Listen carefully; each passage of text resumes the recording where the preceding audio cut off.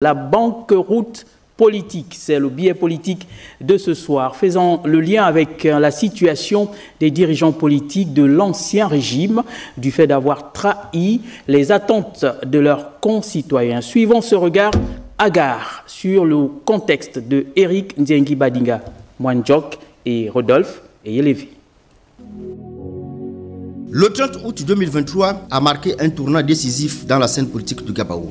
Ce jour, la libération a coïncidé avec la perte de confiance du peuple envers ce dirigeant qui s'apprêtait à perpétrer une énième forfaiture. L'armée a libéré le pays, nous sommes libres. La désillusion envers ce politicien et leur formation politique a été immense. Le 30 août a été aussi donc celle de la banqueroute de ce nombreux personnages. En effet, le terme banqueroute trouve ici un écho puissant tant il illustre la perte de confiance entre les citoyens et leurs gouvernants d'alors. Que ce que la banqueroute politique? Dans le jargon consacré, la banqueroute désigne l'incapacité d'un négociant à honorer ses engagements financiers en raison de son insolvabilité. Transposé à la sphère politique, cela signifie que certains anciens responsables ont cessé d'être en mesure de remplir leurs promesses et d'agir pour le bien-être de leurs concitoyens. Nous sommes face à une insolvabilité morale. De nombreux hommes politiques se retrouvent aujourd'hui dans l'incapacité de convaincre le peuple de leur légitimité. Leur discours ne résonne plus. Leur crédibilité est annulée par des comportements jugés irréguliers ou frauduleux.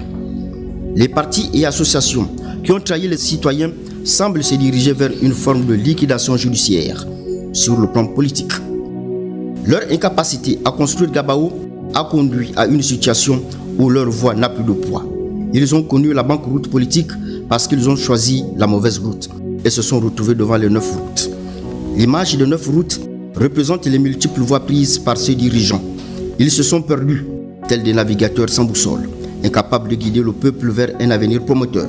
Même s'ils demandent la route aux concitoyens, ceux-ci risquent de leur tourner le dos, conscients que leur parcours est pavé de promesses non tenues. Ils n'obtiendront même plus une dernière élection pour la route, comme on boit une dernière bière pour la route, car ils ont été incapables d'en construire. C'est ainsi qu'ils ont conduit Gabao à la banqueroute. Même si la route est encore longue, ils ne feront plus route avec le peuple. Pour sortir de cette banqueroute politique, il est crucial de reconstruire les routes de la confiance et de la responsabilité.